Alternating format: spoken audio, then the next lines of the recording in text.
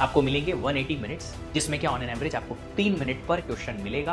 आप 60 question attempt करने की कोशिश करेंगे। 5 क्वेश्चन आप देखते से ही बोलेंगे ये ना बनेगा, क्योंकि या तो इसके टॉपिक का मुझे अंडरस्टैंडिंग नहीं है, या फिर ये कुछ अलग अजीब सा क्वेश्चन है जिसको समझने में टाइम लगेगा। आपने क्या एग्जैक्टली किया, प्रिपरेशन कैसे की, उसमें क्या कमियां रही, उसको असेस करके एग्जाम देने का मौका मिल रहा है, which is a huge experience. से बहुत सारे पीएसयूज ने ऑलरेडी नोटिफिकेशन निकाल दिए हैं कि गेट 2025 के बाद हम हायरिंग करने वाले हैं उस स्कोर के बेसिस पे। Hello everyone, my name is Vishwadeep और आपका स्वागत करता हूं पीडब्ल्यू गेट वाला चैनल पे। आज के इस सेशन में हम जानेंगे गेट एग्जाम होती क्या है, इसके लिए कौन कौन से स्टूडेंट एलिजिबल होते हैं, कौन से स्टूडेंट को कितना बेनिफिट मिल सकता है अगर इस गेट एग्जाम की वो प्रिपरेशन करें और इस एग्जाम को वो क्रैक करें, और साथ ही साथ हम देखेंगे कि इसके लिए क्या सिलेबस होता है।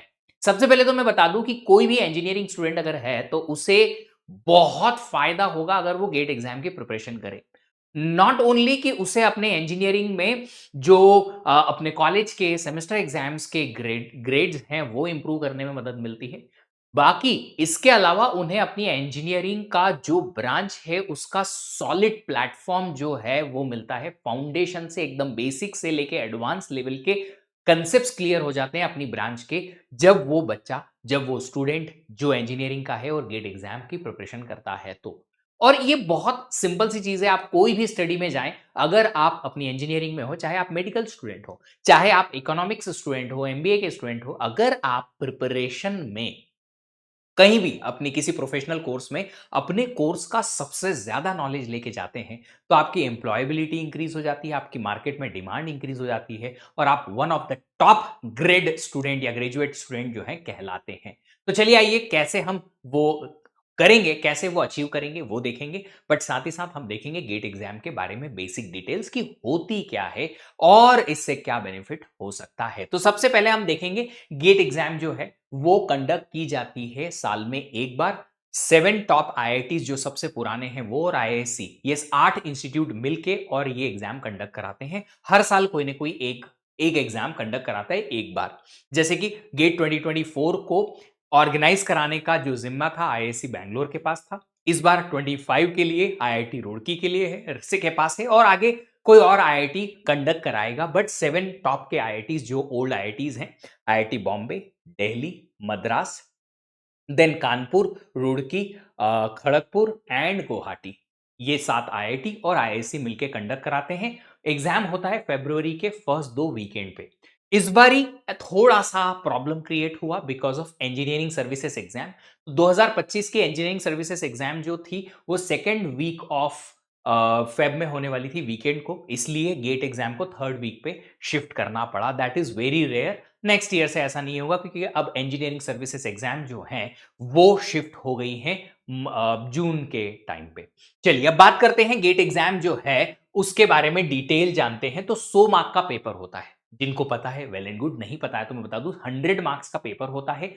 3 घंटे में ये 100 मार्क्स आपको स्कोर करने होंगे और उन 3 घंटे में आपको टोटल क्वेश्चन मिलेंगे 65। 65 में से आप देखेंगे 30 क्वेश्चन एक एक मार्क के आएंगे, टोटल 30 मार्क्स, और 35 क्वेश्चन दो दो मार्क के आएंगे, 35 इंटू 2 70, 70 प्लस 30 टोटल 100। तो आपको टोटल 65 क्वेश्चन अटेम्प्ट करने होंगे। अब देखो मैं बता दूं सारे के सारे 65 आपको अटेम्प्ट करके सॉल्व करने की जरूरत होती नहीं है, होते भी नहीं है हर किसी से, क्योंकि 100 मार्क्स मैंने आज तक कभी किसी ब्रांच में नहीं देखा कि किसी को 100 स्कोर हुआ है। ऑफ कोर्स आप प्रिपरेशन करेंगे सब कुछ, बट कहीं ना कहीं एक दो क्वेश्चन आप छोड़ के आएंगे गेट एग्जाम में या कम अटेम्प्ट कर पाएंगे। तो 65 में से 60 62 आप अटेम्प्ट करने की कोशिश करते हो, तो ऑन एन एवरेज 3 घंटे आपको मिलेंगे 180 मिनट्स, जिसमें कि ऑन एन एवरेज आपको 3 मिनट पर क्वेश्चन मिलेगा। आप 60 क्वेश्चन अटेम्प्ट करने की कोशिश करेंगे। 5 क्वेश्चन आप देखते से ही बोलेंगे ये ना बनेगा, क्योंकि या तो इसके टॉपिक का मुझे अंडरस्टैंडिंग नहीं है, या फिर ये कुछ अलग अजीब सा क्वेश्चन है जिसको समझने में टाइम लग सकता है। हम देखेंगे उसकी स्ट्रैटेजी के बारे में भी कि ऐसे अगर टाइम लगता है एटसेट्रा एटसेट्रा तो उन्हें कैसे अटेम्प्ट किया जाता है और कैसे हमें ज्यादा से ज्यादा स्कोर करना होता है। इसकी पूरी स्ट्रैटेजी डिटेल में हम बनाने वाले हैं, वो आपको जरूर मिलेगी। 15 मार्क यहां से जनरल एप्टीट्यूड के आते हैं। जनरल एप्टीट्यूड में क्वांटिटेटिव एप्टीट्यूड और वर्बल एप्टीट्यूड दोनों आते हैं। तो क्वांटिटेटिव एप्टीट्यूड जो है वो आपको मिलेगा 10 मार्क्स का। 5 क्वेश्चन, जितने भी नंबर ऑफ क्वेश्चन रहेंगे, यस, और 5 मार्क का आपका जो रहता है वर्बल एप्टीट्यूड रहता है। तो 10 प्लस 5 टोटल 15, 10 क्वेश्चन 15 मार्क के आपको यहां से मिलेंगे और 85 मार्क्स का आपका सीएस सिलेबस, नहीं सीएस का सिलेबस नहीं है ये, एक्चुअली पूरा आपका सिलेबस रहेगा, आपका कोर सिलेबस जो आपकी ब्रांच का है। इसमें 3 टाइप के क्वेश्चंस आते हैं, चाहे वो एप्टीट्यूड हो या आपका टेक्निकल पार्ट हो, दोनों में आपके 3 टाइप के क्वेश्चन बनते हैं। अब ये 3 टाइप के क्वेश्चन कौन-कौन से हैं? Multiple choice question, numerical answer type question and MSQ which is multiple select question. पहले मैं इसके बारे में बात करता हूं, मल्टीपल चॉइस क्वेश्चन। ये क्वेश्चन ऐसे होते हैं जिसमें आपको एक क्वेश्चन दिया जाएगा, 4 ऑप्शन होंगे ए बी सी डी, 4 में से कोई एक ही करेक्ट होगा जो आपको सिलेक्ट करना है कि कौन सा करेक्ट है। अगर आपने सिलेक्ट किया करेक्ट वाला, आपको मिल जाएगा। 1 मार्क का क्वेश्चन है तो 1 मार्क, नहीं तो 2 मार्क का क्वेश्चन है तो 2 मार्क। सिंपल सी बात है। पर ये डेंजर क्वेश्चन है। क्यों है डेंजर क्वेश्चन, मैं बताता हूं। डेंजर क्वेश्चन बॉस इसलिए है क्योंकि अगर इसमें आपने गलत ऑप्शन चूज कर दिया तो आपने जो दूसरे क्वेश्चन सही करके और मार्क्स कमाए हैं उनमें से आपको, अगर 1 मार्क का क्वेश्चन आपका ये एमसीक्यू आपने गलत किया तो आपको 1/3 नेगेटिव में मिल जाएगा, और अगर आपने 2 मार्क का क्वेश्चन गलत किया तो 2/3 नेगेटिव में मिल जाएगा। एक एग्जांपल देता हूं, मान लो आपको टोटल 3 ही क्वेश्चन अटेम्प्ट किया आपने, 3 में से 2 क्वेश्चन आपने 2-2 मार्क के करेक्ट कर दिए, आपके 4 मार्क हो गए करेक्ट।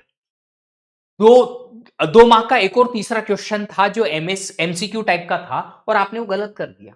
अब अगर आपने गलत कर दिया तो उसके मार्क्स तो आपको मिले नहीं।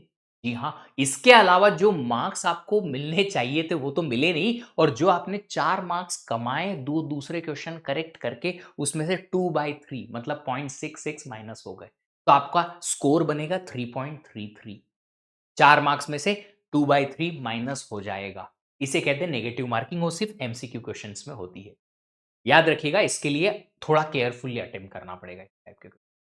अब आते हैं numerical answer type question, NAT type. NAT type क्या होता है? एनएटी बोलता है कि क्वेश्चन आपको मिलेगा, कोई ऑप्शन नहीं है, आंसर आएगा एक नंबर। अब नंबर कोई इंटीजर भी हो सकता है, कोई रियल नंबर, पॉइंट वाला डेसिमल नंबर भी हो सकता है, पॉजिटिव नेगेटिव कुछ भी, पर आएगा आंसर नंबर, न्यूमेरिकल आंसर। तो ये कहता है कि आपको क्या मिलेगा? आपको मिलेगा एक न्यूमेरिकल आंसर जो आपको फिल करना है, fill in the blank type. बस, ऑप्शन नहीं मिलेंगे। ये टफ हो जाता था एक टाइम पे, पर अब प्रैक्टिस करने से बच्चे इसकी अच्छी खासी प्रैक्टिस करते हैं और अच्छा खासा इसमें एक्यूरेसी भी ला लेते हैं। पहले टफ होता था क्योंकि बच्चों को इसकी आदत नहीं होती थी, जब शुरुआत में ये आए थे 2014 में। जी हाँ, 2014 ऑनवर्ड्स ही एनएटी टाइप के क्वेश्चन इंट्रोड्यूस हुए थे गेट में, उसके पहले नहीं थे। तो शुरुआत में दिक्कत होती थी, अब प्रैक्टिस करने से हो जाता है। इसमें कोई नेगेटिव मार्किंग नहीं। मतलब अगर आपने अटेम्प्ट किया, गलत आंसर निकला तो आपको कोई मार्क्स नहीं मिलेगा, कट भी नहीं होगा आपके, कोई नेगेटिव नहीं होगा, 0 मिलेगा। अगर आपने अटेम्प्ट किया और सही हो गया तो आपको मार्क्स तो मिल ही जाएंगे, 1 का 1 या 2 मार्क का है तो 2 मार्क मिल जाएंगे। अब इसमें ना एक बड़ी इंटरेस्टिंग सी चीज होती है। कभी-कभी आप अपने फील्ड में जब क्वेश्चन सॉल्व करने जाते हो ना, तो क्वेश्चन का आंसर किसी अनुमान या मतलब कोई चीज को आप अज्यूम करते हो, उस अजम्पशन के बेसिस पे आंसर जो है एक्यूरेट नहीं आता है कभी-कभी। मान लो आपने एक आंसर निकाला, एक इंटरमीडिएट आंसर निकाला, कुछ वैल्यू ऑफ एक्स जो कि आए 2.323246 समथिंग समथिंग, और उसको आपने 3.232 या सिर्फ 2 डिजिट तक ही आफ्टर डेसिमल पॉइंट यूज किया फर्दर कैलकुलेशन के लिए, तो आपका जो फाइनल आंसर है थोड़ा वेरी कर सकता है। तो इस केस में ना आपको आंसर की रेंज दी जाती है कि अगर बच्चों ने ऐसा अजम्पशन किया होता तो ये आंसर आएगा, ऐसा अजम्पशन किया होता तो ये आंसर आएगा। उस केस में आपके पास फायदा है कि आपका आंसर उस रेंज में कोई भी आए आपका एक्सेप्टेड होगा। फॉर एग्जाम्पल मैं बता दूं कि हो सकता है आपके पास, पेन ले लेता हूं ताकि आपको थोड़ा सा समझ में आए। फॉर एग्जाम्पल आपका आंसर आता है 2.33, और रेंज जो दे रखी है आंसर्स की, वो रेंज है इस तरीके से कि आपको दे रखा है 2.3 से लेके 2.4 के बीच में जो भी आंसर आए वो आपका करेक्ट होगा। तो आप इसके बीच में कोई भी आंसर लेके आओगे वो सारे करेक्ट होंगे। दो दो डेसिमल प्लेस तक कोई भी 2.31 32 33 34 35 36 कुछ भी आप लिखेंगे वो सारे करेक्ट माने जाएंगे, क्योंकि आपके अजम्पशन के बेसिस पे आंसर इस रेंज में आ सकता है। सो ऐसा आंसर जब की वो देंगे तो आपको एक रेंज देंगे, rather than always giving you a perfect answer. देखो कुछ क्वेश्चन के answer correct as it is वही आता है, कोई रेंज वेंज नहीं आती, तो उसमें जरूरत नहीं है। बट जिस आंसर को निकालने में रेंज आएगी तो वो रेंज दे देंगे। आपका फायदा है कि आप थोड़ा सा अजम्पशन इधर उधर करते हैं तो भी आपका करेक्ट आंसर माना जाएगा। ये है एनएटी टाइप। फिर आते हैं एमएसक्यू। ये सिर्फ पिछले 3 सालों से ही इंट्रोड्यूस हुआ है गेट में। आई गेस 2022 में पहली बार आया था। 2021 में आई गेस ये पहली बार आया था, 2021 में। जी हाँ, 2021, 2, 3, 4 4 साल में ही एमएसक्यूज आए हैं। और ये एमएसक्यू हैं क्या? ये एमएसक्यू क्वेश्चन होते हैं, इसमें आपको एक क्वेश्चन मिलता है और क्वेश्चन के साथ 4 ऑप्शन मिलते हैं। पर एमसीक्यू में सिर्फ एक ऑप्शन करेक्ट था। एमएसक्यू में एक या एक से ज्यादा कितने भी करेक्ट हो सकते हैं। मतलब कोई भी एक ऑप्शन करेक्ट हो सकता है, कोई भी 2 ऑप्शन करेक्ट हो सकते हैं, कोई भी 3 ऑप्शन करेक्ट हो सकते हैं, चारों ऑप्शन भी करेक्ट हो सकते हैं। हमें नहीं पता, मल्टीपल सिलेक्ट करना है तो जितने जितने करेक्ट ऑप्शंस हैं आपको वो सारे सिलेक्ट करने हैं, तो आपको पूरे पूरे मार्क्स मिलेंगे। अगर 1 मार्क का क्वेश्चन है तो 1, 2 मार्क का है तो 2 मिलेंगे आपको, तभी जब आपने सारे सिर्फ करेक्ट ऑप्शंस को ही सिलेक्ट किया है। अगर आपने सारे सिलेक्ट किए हैं करेक्ट वाले पर उसमें एक इनकरेक्ट वाला भी सिलेक्ट कर दिया तो आपके मार्क्स कट हो जाएंगे, मतलब कि आपको मिलेगा 0। और अगर आपने कोई एक करेक्ट वाला छोड़ दिया, मान लो 3 ऑप्शंस करेक्ट थे और उनमें से आपने एक छोड़ दिया, सिर्फ 2 ही ऑप्शन करेक्ट वाले टिक मार्क किए, तो भी आपको 0 मिलेगा। तो इसमें सबसे ज्यादा मार्क्स कट होते हैं बच्चों के आजकल, क्योंकि उन्हें इसकी प्रैक्टिस नहीं है। और इसकी प्रैक्टिस करने के लिए एक ही सिंपल सा तरीका है। एक, जबरदस्त लर्निंग करनी पड़ेगी आपको डिटेल्ड में, और दूसरा आपको बहुत सारा कंसेप्चुअल ग्रिप चाहिए कंसेप्ट्स पे, कि कोई कंसेप्ट को आप इतना ज्यादा समझ लो, इतना ज्यादा समझ लो, इतना ज्यादा डीपली समझ लो कि फिर उससे कोई भी चीज का क्वेश्चन आए हम बना पाए। इतनी अंडरस्टैंडिंग आपकी अगर होगी तो एमएसक्यू टाइप के क्वेश्चन आपसे बनेंगे। बच्चों को तकलीफ होती है, पर बहुत सारे ऐसे स्टूडेंट भी हैं जो 75 80 ला रहे हैं आउट ऑफ 100। एमएसक्यूज करीबन 20-20 मार्क के आते हैं तो भी। क्यों, कैसे? सिंपल सी बात है, उनका अंडरस्टैंडिंग लेवल बढ़ चुका है सिर्फ और सिर्फ खूब सारी मेहनत करने के बाद। तो एक सिंपल सा फंडा है, जितनी मेहनत करते जाओगे, जितना आप कॉन्सेप्ट्स को रिवाइज करोगे, प्रैक्टिस करोगे, जितना आप कोर्सेस में घुसते चले जाओगे, इसकी एक्यूरेसी बढ़ती चली जाएगी। अब नेगेटिव मार्किंग की बात करूं तो नेगेटिव मार्किंग सिर्फ एमसीक्यू टाइप के क्वेश्चंस में ही होती है और नहीं है। एमसीक्यू टाइप के ही क्वेश्चंस में है और नहीं है आपके पास। क्यों नहीं है? क्योंकि आपके पास में यहां पे एमसीक्यू ही ऐसा है जिसमें कि चांस है कि आप अटेम्प्ट करो तो गलत अटेम्प्ट कर सकते हो। अदरवाइज आपके पास एमएसक्यू टाइप के क्वेश्चंस जो हैं उसमें और एनएडी टाइप के क्वेश्चंस में आप अटेम्प्ट कर सकते हो खुल्लम खुल्ला। अगर क्वेश्चन का आंसर आपको नहीं पता है, कुछ भी आइडिया नहीं है, तो भी आप कुछ तो अपनी मर्जी से अटेम्प्ट कर सकते हो, क्योंकि यहां नेगेटिव मार्किंग नहीं मिलती है। चलिए अब आगे बढ़ते हैं। यही मैंने यहां पे आपको लिखा हुआ है। अब बात करते हैं एलिजिबिलिटी की। देखो मैं एक सिंपल सी बात बताऊं, आप किसी भी ग्रेजुएशन में हो, कोई भी ग्रेजुएशन हो, does not matter which one it is, किसी भी ग्रेजुएशन के अगर आप 3rd ईयर या ऊपर हो, फाइनल ईयर में हो, ग्रेजुएशन पास कर चुके हो, या आप 3rd ईयर में हो किसी ग्रेजुएशन के, आप एलिजिबल हैं गेट एग्जाम के। अगर आप एमबीबीएस कर रहे हैं, आप 3rd ईयर में पहुंच चुके हैं, आप एलिजिबल हैं। आप बीएससी, एमएससी, बीई, बीटेक कुछ भी कर रहे हो, बीए कर रहे हो, बीकॉम कर रहे हो, तो भी आप एलिजिबल हो अगर आप 3rd ईयर या उसके ऊपर हो। 3rd ईयर के बाद अगर पास आउट हो चुके हो तो, 4th ईयर अगर 4 साल का कोर्स है और आप 4th ईयर में हो तो, अगर आप 3 साल का 3 साल का बीएससी या कोई भी ग्रेजुएशन कम से कम पास करके और अपने मास्टर्स में आ चुके हो तो आप 1st ईयर से एलिजिबल हो। कुल मिला के अगर आपने 3 साल अपने ग्रेजुएशन के 3rd ईयर में एंटर कर दिया है तो आप एलिजिबल हो। चाहे वो बीई बीटेक हो तो आप 3rd ईयर ऑनवर्ड्स एलिजिबल रहेंगे, अपने 3rd ईयर में भी एंट्रेंस गेट एग्जाम लिख सकते हैं, 4th ईयर में भी लिख सकते हैं। अगर आप बी बैचलर ऑफ आर्किटेक्चर में बी आर्क में हैं तो आप 3rd ईयर ऑनवर्ड्स एलिजिबल रहेंगे। ये रहा, 3rd ईयर ऑनवर्ड्स एलिजिबल रहेंगे। अगर आप बीएससी या बीएस में हैं, वो 4 साल का डिग्री कोर्स होता है, उसमें भी आप 3rd ईयर ऑनवर्ड्स एलिजिबल रहेंगे। अगर आप डी फार्मा करते हैं तो डी फार्मा 6 साल की कोई डिग्री प्रोग्राम जो भी है उसके थर्ड ईयर के ऊपर आप एलिजिबल रहेंगे। आप एमबीबीएस में हैं, थर्ड ईयर ऑनवर्ड्स एलिजिबल रहेंगे। एमएससी, एमए, एमसीए हैं, इसका मतलब आप ऑलरेडी 3 साल का ग्रेजुएशन कंप्लीट कर चुके हो, तो आप अपने फर्स्ट ईयर ऑनवर्ड्स ही एलिजिबल रह लोगे। फिर एमई एमटेक में है, बीएससी, बीटेक, किसी भी करने कुछ भी करने के बाद आप अपने फर्स्ट ईयर से ही एलिजिबल हो जाएंगे गेट एग्जाम। अब आपकी डिग्री का नाम कुछ भी है, कोई फर्क नहीं पड़ता। आप थर्ड ईयर ऑनवर्ड्स अगर हैं, तीन थर्ड ईयर में पहुंच चुके हैं या थर्ड ईयर के ऊपर हैं, तो आप गेट एग्जाम लिख सकते हैं। अब बहुत सारे बच्चों का यहां पे बहुत बार क्वेश्चन आता है कि सर मैं इंजीनियरिंग कर रहा हूं, थर्ड ईयर में अगर गेट क्रैक कर लूं तो इसका फायदा क्या है, हमको क्यों अलाउ किया गया है थर्ड ईयर में गेट एग्जाम लिखने के लिए। देखो ये ना बहुत अच्छी बात है कि आपको अपना फाइनल मैच खेलने के पहले एग्जैक्टली सेम रिहर्सल करने को मिल रही है। समझ रहे हो आप बात को कि आपको सेम एलिजिबिलिटी के साथ में, सेम सब कुछ के साथ में थर्ड ईयर में ही आप एग्जाम लिख सकते हो। आप अगर थर्ड ईयर में अच्छे से क्रैक नहीं भी करते हो तो एक एक्सपीरियंस मिलेगा आपको कि थर्ड ईयर में आपने क्या एग्जैक्टली किया, प्रिपरेशन कैसे की, उसमें क्या कमियां रही, उसको असेस करके एग्जाम देने का मौका मिल रहा है, which is a huge experience boost. तो अगर आप थर्ड ईयर में बहुत टॉप रैंक नहीं भी लाते हो तो फाइनल ईयर में फिर से अटेम्प्ट कर सकते हो। 2 अटेम्प्ट करना बहुत अच्छी बात है और वो विद इन दी फाइन आपकी इंजीनियरिंग के ही दौरान आपको ये करने को मिलेगा।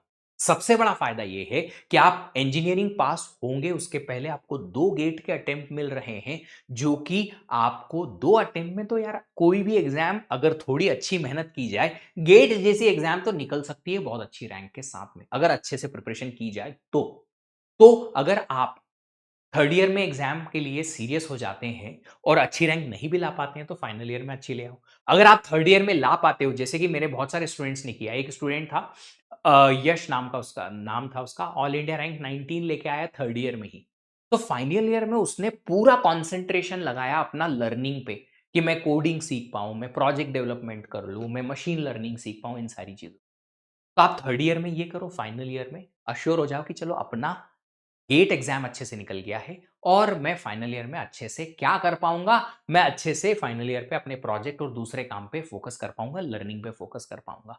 अब फिर भी कंफ्यूजन दिमाग में ये होगा कि सर ऐसा कैसे, ये थर्ड ईयर का रिजल्ट हमारे आगे काम आएगा। हाँ, जैसे ही आप किसी भी एग्जाम या किसी भी ईयर में गेट एग्जाम निकालते हैं तो वो रिजल्ट के दिन से अगले 3 साल तक आपका वो स्कोर कार्ड वैलिड रहता है।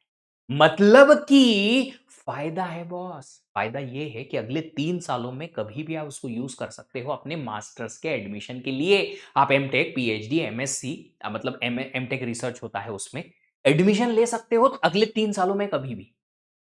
कितना फायदा है, थर्ड ईयर में निकालो, फाइनल ईयर में प्रोजेक्ट निकालो, अब मतलब प्रोजेक्ट पे काम करो और फाइनल ईयर के बाद थर्ड ईयर वाला ही स्कोर कार्ड यूज कर लो, मजे। अब बहुत सारे बच्चों का ये भी डाउट आता है, सर अगर हमने थर्ड ईयर में निकाल लिया, अच्छा स्कोर आया पर बहुत टॉप नहीं आया, फाइनल ईयर में हमने फिर अटेम्प्ट किया पर उस बार कम आया, तो फिर क्या होगा।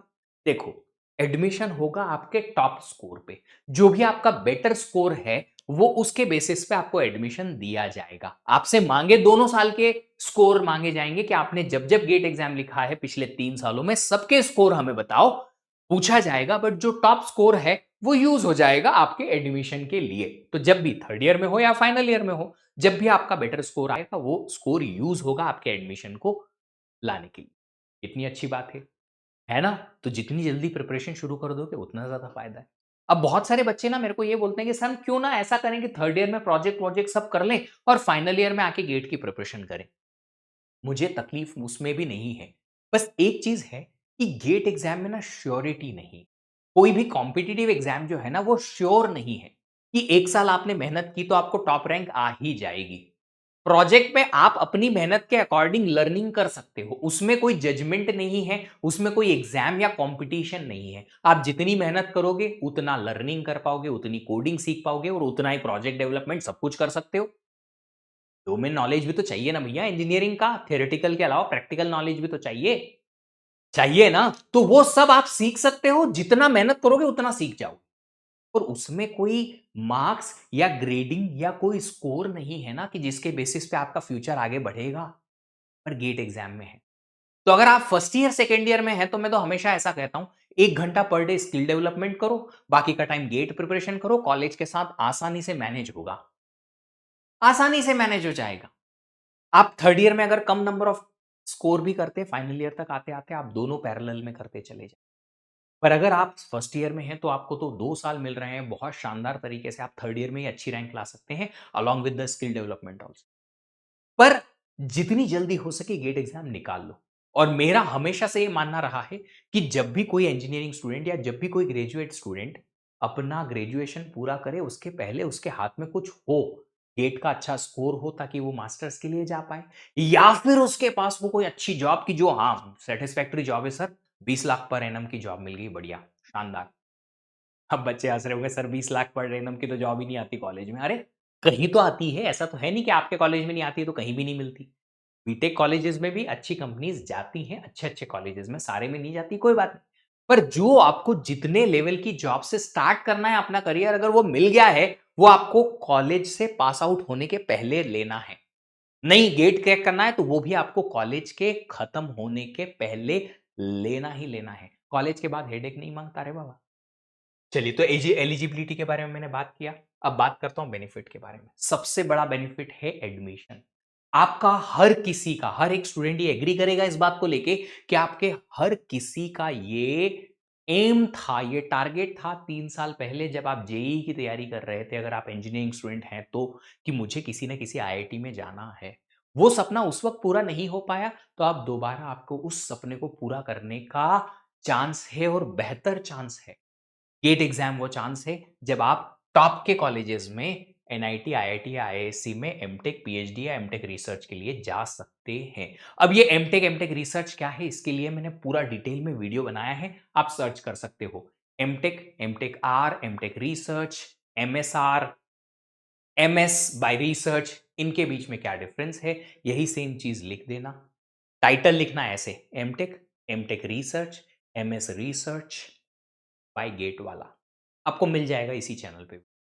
डिटेल में मैंने बनाया है, और इतनी डिटेल आपको मिलेगी, डिफरेंस मिलेगा इन सारे एमटेक कोर्सेज के बीच में कि इनमें क्या-क्या थोड़ा-थोड़ा डिफरेंस होता है। अल्टीमेटली जो 2 चीजें हैं जो मनी से रिलेटेड है, वो तो सेम टू सेम ही है कि स्टाइफंड मिलेगा, बिल्कुल स्कॉलरशिप मिलती है, वो मिलेगी मिलेगी, बिल्कुल मिलेगी, चाहे कोई भी एमटेक कोर्स आप गेट के थ्रू जाओ। दूसरा प्लेसमेंट सेम टू सेम मिलेगा, जो बाकियों को मिलता है वो भी आपको ही मिलेगा। तो जो मनी से रिलेटेड 2 चीजें हैं, सर पैसा चाहिए, पैसा मिलेगा कि नहीं मिलेगा? मिलेगा। सेम टू सेम मिलेगा, कोई डिफरेंस नहीं। तो वो सेम है, आप डिटेल देख लीजिएगा, मैंने बनाया है वीडियो, पता चल जाए। अच्छा, एक चीज जो आप लोगों को शायद नहीं पता हो, मैं बता देता हूं कि बीटेक स्टूडेंट को बीटेक करने के बाद डायरेक्टली पीएचडी का ऑप्शन भी है। आप एमटेक एमटेक मत करो, एमटेक करो फिर पीएचडी करो, नहीं। अगर पीएचडी करना है, डायरेक्ट पीएचडी का ऑप्शन होता है, आप पीएचडी के लिए जा सकते हो। ये बेनिफिट है। जी हाँ, टॉप के कॉलेजेस में थोड़ा कम स्कोर पे भी पीएचडी एडमिशन मिल जाते हैं। अब पीएचडी और एमटेक रिसर्च के कोर्सेज के लिए आपको गेट निकालने के बाद कॉलेज का एक इंटरव्यू भी देना पड़ेगा। मोस्ट 90% या more than 90% MTech admissions direct आपके स्कोर के बेसिस पे होते हैं, अच्छा स्कोर लाओ और काम खत्म। पर एमटेक रिसर्च और पीएचडी के लिए आपको एक इंटरव्यू भी देना पड़ेगा। अब वो इंटरव्यू की तैयारी अलग से कुछ नहीं करनी है, जो गेट का तैयारी है वहीं से ही करना है। उसके बारे में भी प्लान बनाएंगे जब गेट का स्कोर आ जाएगा उसके बाद, है ना? पर पहले गेट के बारे में फोकस करते हैं। दूसरा बेनिफिट जो आपको यहां पे मिलता है वो है पीएसयूज। पीएसयू क्या होते हैं? पब्लिक सेक्टर यूनिट्स होती हैं, जो कि गवर्नमेंट ओन्ड बॉडीज हैं, या कह सकते हैं कंपनीज हैं, बट इनमें 50% से ज्यादा का स्टॉक, या जो कह सकते हैं ओनरशिप होती है, गवर्नमेंट की होती है, और 50% से कम की ओनरशिप होती है पब्लिक की, थ्रू द शेयर्स, जो कि मार्केट में स्टॉक ऑप्शंस के थ्रू लोग खरीद सकते हैं। इसलिए पब्लिक सेक्टर यूनिट बोलते हैं, पर है गवर्नमेंट ओन्ड कंपनीज। अब ये गवर्नमेंट ओन्ड कंपनीज हैं, इनमें मिलता क्या है सर एमटेक करने को? नहीं नहीं नहीं, इनमें आपको डायरेक्टली एम्प्लॉयमेंट मिलती, मतलब आप बोल रहे हो sir kind of government job. Exactly, ये काइंड ऑफ गवर्नमेंट जॉब्स हैं, और अच्छे अच्छे पीएसयूज हायर करते हैं। आप देखेंगे सिविल इंजीनियर्स को, इलेक्ट्रिकल इंजीनियर्स को, मैकेनिकल इंजीनियर्स को, और कुछ इलेक्ट्रॉनिक्स इंजीनियर्स को भी, जो कि सबसे ज्यादा चाहत इनकी होती है किसी अच्छे पीएसयू में अच्छी जॉब पाना, क्योंकि वहां पे ये ऑप्शन ज्यादा अच्छे होते हैं, बेनिफिशियल होते हैं। कंप्यूटर साइंस और रिलेटेड स्टूडेंट्स जो हैं प्राइवेट सेक्टर में जाना पसंद करते हैं, क्योंकि उनके लिए वहां पे जॉब अपॉर्चुनिटीज बहुत ज्यादा हैं और अच्छी हैं। ऐसा एक ट्रेंड है, बट कंप्यूटर साइंस के भी बच्चे बाकी दूसरी ब्रांच की तरह पीएसयू ऑप्शंस में जा सकते हैं। अब ये क्या होता है सर, इससे क्या होगा, क्यों होगा, कैसे होगा? बताता हूँ, रुको रुको रुको, थामा, बता रहा हूँ, सुनिए। पीएसयूज़ क्या करती है, पहले अपनी अपनी एग्जाम कंडक्ट कराते थे पीएसयू कंपनीज, ताकि लोगों को हायर कर पाए, एम्प्लॉइज को, नए नए एम्प्लॉइज को, फ्रेशर्स को हायर कर पाए इसलिए। पर अब वो कंडक्ट नहीं कराती, वो बोलती है कि तुम गेट एग्जाम तो लिख ही रहे हो, गेट एग्जाम में अच्छा स्कोर लाओ, वहीं से हम आपको इंटरव्यू कॉल देंगे बेस्ड ऑन योर स्कोर। अच्छी बात है, हमें तो अलग अलग एग्जाम लिखनी ही नहीं है, एक एग्जाम में काम हो जाएगा। गेट का एग्जाम लिखो, गेट में अच्छा स्कोर आता है तो आपको पीएसयू से कॉल आ जाएगा। हाँ, ऑफ कोर्स आपको अप्लाई करना पड़ेगा अलग अलग पीएसयूज के लिए जब भी उनकी ओपनिंग्स आएंगी। और 2025 तो एक बहुत शानदार ईयर आने वाला है, क्योंकि इसमें तो अभी से बहुत सारे पीएसयूज ने ऑलरेडी नोटिफिकेशन निकाल दिए हैं कि गेट 2025 के बाद हम हायरिंग करने वाले हैं उस स्कोर के बेसिस पे। तो आप देख सकते हो, आपको बहुत सारे पीएसयू ऑप्शंस मिल जाएंगे। होगा क्या उसमें, गेट निकालो, उसके स्कोर के बेसिस पे आप जो भी पीएसयू को टारगेट करना चाहते हो उन सबके फॉर्म फिलअप करो, अपना स्कोर डालो। आपका स्कोर अगर इनफ है उनके कट ऑफ के हिसाब से तो वो आपको कॉल करेंगे इंटरव्यू के लिए। एक इंटरव्यू या दो इंटरव्यू, जो सा भी उनका प्रोसीजर है वो होगा और आपको एम्प्लॉयमेंट मिल जाएगी। कितना पैकेज मिलेगा सर? 6 लाख से लेके 16 लाख तक का भी पैकेज पर एनम आपको पीएसयूज में मिल जाता है। और पीएसयूज में दूसरा ऑप्शन भी अच्छे हैं, मतलब कि बेनिफिट्स अच्छे होते हैं, मेडिकल ऑप्शंस अच्छे होते हैं, आई मीन मेडिकल फैसिलिटी है, रहने को घर और दूसरी बहुत सारी अच्छी सुविधाएं गवर्नमेंट की तरफ से आपको मिलती हैं। तो ये पीएसयू की जॉब्स भी आपको गेट की एग्जाम के थ्रू ही मिल जाएगा। अगर कुछ पीएसयूज ऐसे हैं जो गेट एग्जाम के थ्रू नहीं लेते, अपनी एग्जाम कंडक्ट कराते हैं कुछ पीएसयू ऐसे, तो भी गेट एग्जाम की तो प्रिपरेशन काम आएगी। कुछ अलग तो सिलेबस आएगा नहीं इसका, वही वाला गेट का ही सिलेबस यहां भी काम आ ही जाएगा। फिर डायरेक्ट अपॉर्चुनिटीज होती हैं बाक और सीएसआईआर जैसे इंस्टीट्यूट में, जहां पे आप गेट के थ्रू अप्लाई कर सकते हैं, वहां भी एम्प्लॉयमेंट आपको मिल जाएगी। और इसके अलावा कुछ मैनेजमेंट कोर्सेस हैं जो कि आईआईसी बैंगलोर और कुछ आईआईएम्स में होते हैं। आईआईटी मद्रास में भी एक अच्छा मैनेजमेंट कोर्स है जो गेट के थ्रू एडमिशन देता है। हाँ जी, गेट के थ्रू। ऑफ कोर्स यहाँ आपको इंटरव्यू देने पड़ेंगे, पर आप ये जानिए कि आईआईसी बैंगलोर का मास्टर ऑफ मैनेजमेंट जो कोर्स है, मैनेजमेंट का कोर्स है, बट वो इंजीनियर्स को एलिजिबिलिटी देता है गेट के एग्जाम के बाद। और ये इंडिया के सबसे ज्यादा मोस्ट मोस्ट कह सकते हैं रिटर्न ऑफ इन्वेस्टमेंट वाला, the best ranked return of investment वाला मैनेजमेंट कोर्स है, इनफैक्ट आईआईएम से भी ज्यादा, क्योंकि यहां पे आपको फीस बहुत कम है comparative to other management colleges जो कि आईआईएम्स एक्सेट्रा हैं।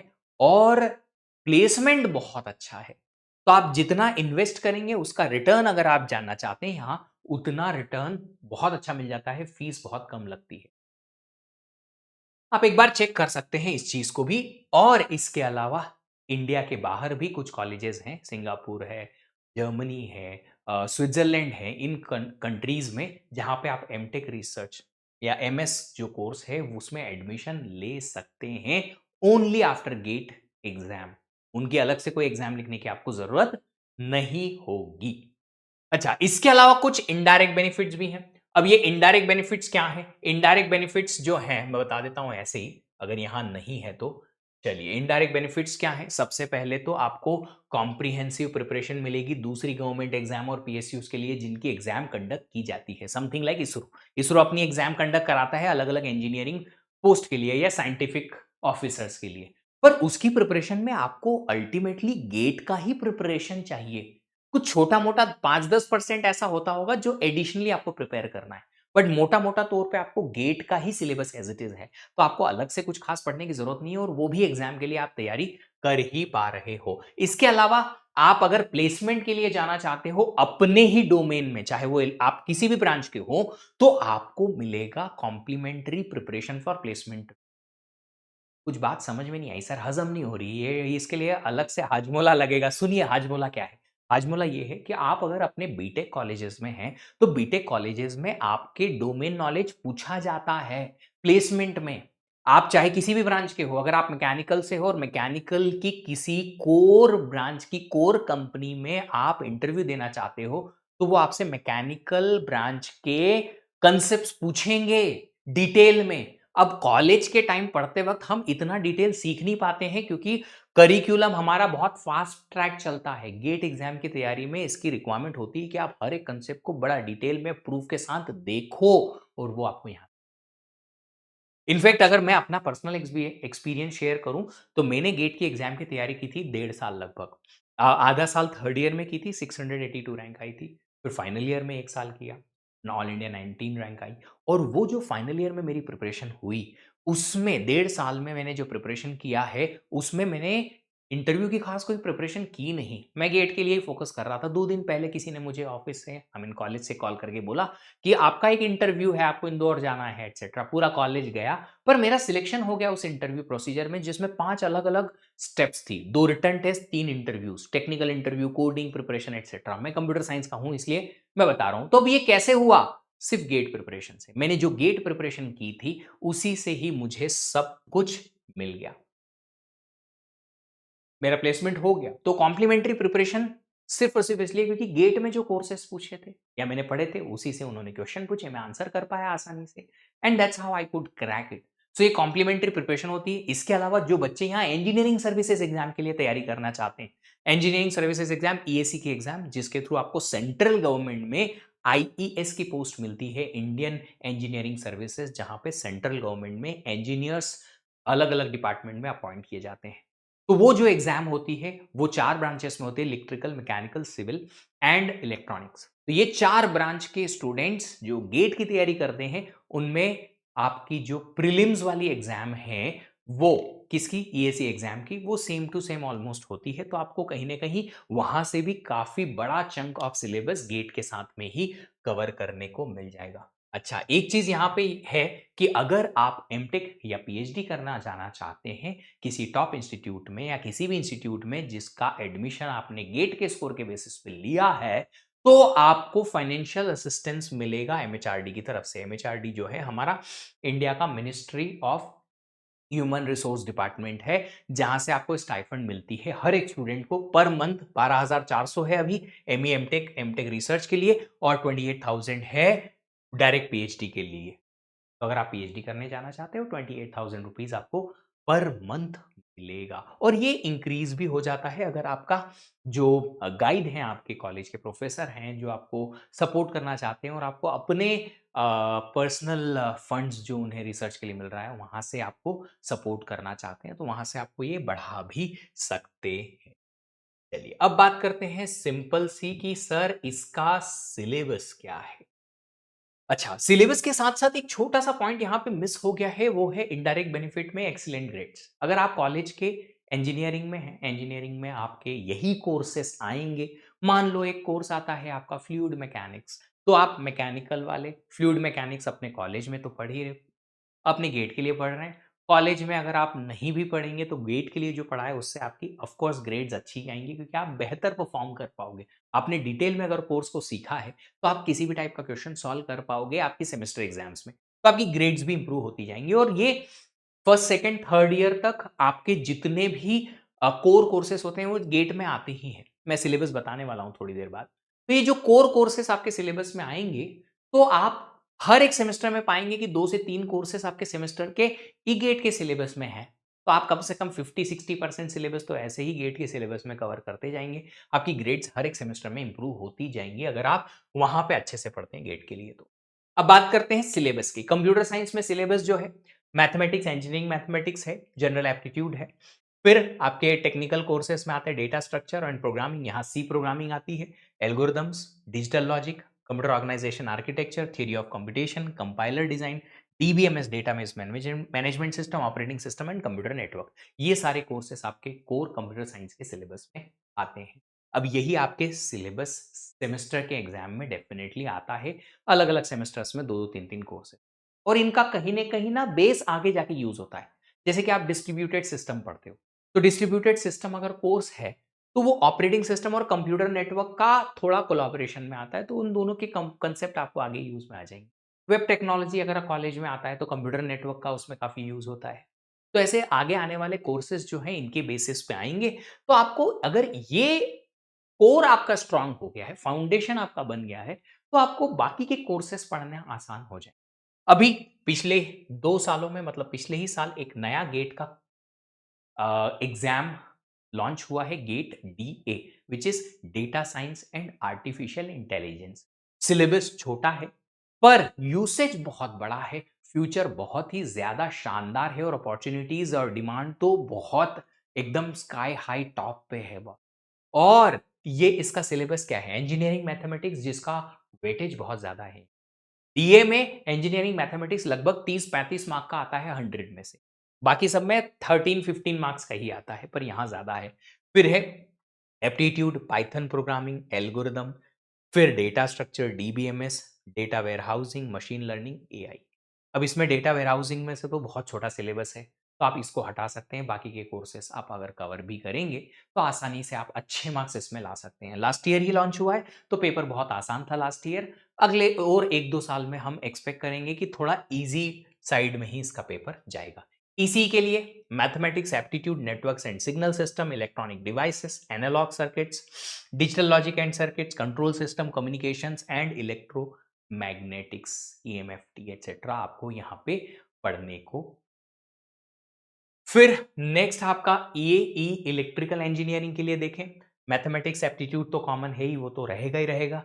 Electric circuits, electromagnetic fields, signals and systems, electrical machine, power systems, control system, electrical and electronics, measurements and power electronics, ये सारे कोर्सेस आपके रहेंगे इलेक्ट्रिकल के गेट के सिलेबस के लिए। फिर बात करें आपकी सिविल इंजीनियरिंग की, सिविल इंजीनियरिंग में भी वही मैथमेटिक्स एप्टीट्यूड तो कॉमन है। यहाँ गेट डीए जो है हमारा data science and artificial intelligence, उसके अलावा बाकी के सारे गेट के जितने भी आई मीन जो प्राइम हम बात कर रहे हैं, मेन जो ब्रांचेस हैं वो बहुत मोस्ट कॉमन ब्रांचेस हैं वो, उनमें मैथमेटिक्स का वेटेज फिक्स होता है and that is 13 to 15 marks. 13 marks है, लगभग 15 है कुछ एक आध में, पर गेट डीए में ज्यादा है, 30-35 मार्क्स के लगभग है। चलिए, सिविल में मैथमेटिक्स और एप्टीट्यूड है। एप्टीट्यूड तो हर किसी में 15 मार्क्स का ही आएगा। Engineering mechanics, solid mechanics and structural analysis, solid नहीं आएगा, सॉइल मैकेनिक्स होना चाहिए वहां पे। And then structural material, concrete, steel structure, geotechnical engineering, soil mechanics. Okay, ये सॉइल और सॉलिड अलग अलग हैं ही। Fluid mechanics, I am sorry, मैं सिविल इंजीनियरिंग को उतना डिटेल में जानता नहीं हूं, इसलिए थोड़ी सी गड़बड़ हो जाती है। Hydraulics, hydrology and irrigation, transportation and geometric engineering, ये सारा आपका सिलेबस रहेगा सिविल इंजीनियरिंग का, अगर आप सिविल में गेट एग्जाम अटेम्प्ट करना चाहते हैं तो। नेक्स्ट है आपका मैकेनिकल, मैथमेटिक्स एप्टीट्यूड तो कॉमन है, engineering mechanics, mechanics of materials, theory of machines and vibrations, machine design, fluid mechanics, heat transfer, thermodynamics, material manufacturing and industrial engineering, ये सब आपका सिलेबस रहेगा मैकेनिकल इंजीनियरिंग के लिए। बात करेंगे केमिकल की, तो केमिकल में आपका सिलेबस है मैथमेटिक्स एप्टीट्यूड तो कॉमन है, process calculation in thermodynamics, fluid mechanics and mechanical operations, heat transfer, mass transfer, chemical reaction engineering, instrumentation and process control, plant design and economics, chemical technology, ये सब आपका syllabus रहेगा chemical engineering के लिए। अब एक और बहुत बड़ा बर्निंग क्वेश्चन स्टूडेंट्स का आता है, सर इंजीनियरिंग में हम चाहते थे ये ब्रांच लेना पर मिली नहीं, तो हमने उससे सिमिलर या कुछ और ब्रांच एक अच्छे कॉलेज में ले ली या घर के पास वाले कॉलेज में ले ली एटसेट्रा, पर हम बाद में हमारा मोड या कह सकते हैं हमारा फील्ड चेंज करना चाहते हैं, हम सिविल में हैं और कंप्यूटर साइंस में गेट लिखना चाहते हैं, हम इलेक्ट्रॉनिक्स में हैं या और डीए में गेट एग्जाम लिखना चाहते हैं, हम इलेक्ट्रिकल में हैं और इलेक्ट्रॉनिक्स में गेट लिखना चाहते हैं, चलेगा। अगर आप चाहते हो किसी दूसरी फील्ड में गेट लिखना, पॉसिबल है, लिख सकते हो, एलिजिबल भी हो और आगे जाके एडमिशन के लिए भी एलिजिबल हो जाओगे। बट कुछ कॉलेजेस रिस्ट्रिक्शन रखते हैं कि अगर आप गेट सीएस लिख के एमटेक सीएस में एडमिशन चाहते हो, तो आपका बीटेक भी सीएस में होना चाहिए। कुछ कॉलेजेस में ऐसा रूल होता है। कुछ कॉलेजेस में ऐसा भी रूल है कि अगर आपका बीटेक सीएस नहीं है या बीटेक नहीं है, आप एमएससी या एमएस या बीएस करके आए हैं या बीसीए एमसीए करके आए हैं, तो आपको एडमिशन नहीं मिलेगा। आपका बीटेक ही होना चाहिए तो ही आपको एडमिशन मिलेगा। बट कुछ ही ऐसे कॉलेजेस हैं, काफी सारे कॉलेजेस में फिर भी एलिजिबिलिटी ओपन है, आप वहां जा सकते हैं। कहते हैं ना, नहीं मामे से खाना मामा अच्छा होता है, कि मामा ही नहीं है उससे तो डिफेक्टिव मामा हमारा अच्छा है, मतलब कुछ नहीं है उससे डिफेक्टिव चीज हो अच्छी है। मतलब अगर ऑप्शन ही नहीं है, उससे कम से कम कुछ ऑप्शंस होना अच्छा है। तो अगर आपके पास एलिजिबिलिटी है कुछ कॉलेजेस में, तो आप ट्राई कर सकते हो, थोड़ा फाइट मार सकते हो, एडमिशन मिलेगा। पिछले 3 सालों में मैंने बहुत सारे एमएससी, सीएस या नॉर्मल प्लेन मैथमेटिक्स से एमएससी करने वाले स्टूडेंट्स को आईआईटी बॉम्बे, आईआईएससी बैंगलोर जैसे कॉलेजेस में एडमिशन लेते देखा है। मेरे अपने स्टूडेंट तो हैं, एलिजिबल हैं और वो एलिजिबिलिटी बनाते हैं अपनी मेहनत से, आप भी कर सकते हो। अब अगर आप लोगों को कोई ऐसा इश्यू है, कोई क्वेरी है, क्वेश्चंस हैं कि जो चीज़ें इससे रिलेटेड हैं, एलिजिबिलिटी से रिलेटेड या अपना फ़ील्ड चेंज करने से रिलेटेड हैं, तो आप लोग इस वीडियो के खत्म होने के बाद में अपना कमेंट छोड़ के जा सकते हैं, ताकि उन कमेंट पे हम ध्यान देके उनके आंसर्स कर पाएँ और आप सब लोगों को डिटेल बता पाएँ एग्ज़ैक्टली कि आपको जो कन्फ्यूज़न है वो कैसे दूर होगा और आपकी इन्फॉर्मेशन आप तक पहुँचाई जाए, ताकि आपका करियर सही पॉइंट पर पहुँच पाए, which is our prime focus. मेरा और आपका, मेरा मतलब मैं अकेला नहीं हूँ, मैं पीडब्ल्यू के बिहाफ़ पे बोल रहा हूँ, हमारी पूरी टीम का और आपका, हमारे पूरे प्लेटफ़ॉर्म का और आपका, हमारे पूरे ऑर्गेनाइज़ेशन का और आपका टारगेट एक है और वो है आपका करियर बना। दोनों मेहनत करेंगे, जी-तोड़ मेहनत करेंगे, आप भी करिए, हम भी करेंगे, एक दिन भी रुकेंगे नहीं, थकेंगे नहीं और जब तक हमारा लक्ष्य पूरा नहीं हो जाएगा, हम मेहनत करते रहेंगे। मैं भी और आप भी, हमारी टीम भी और आप भी लगे रहेंगे इस चीज़ को लेके। Thank you so much, keep learning happily, see you in the next video, तब तक अपना ख्याल रखिएगा। Bye bye.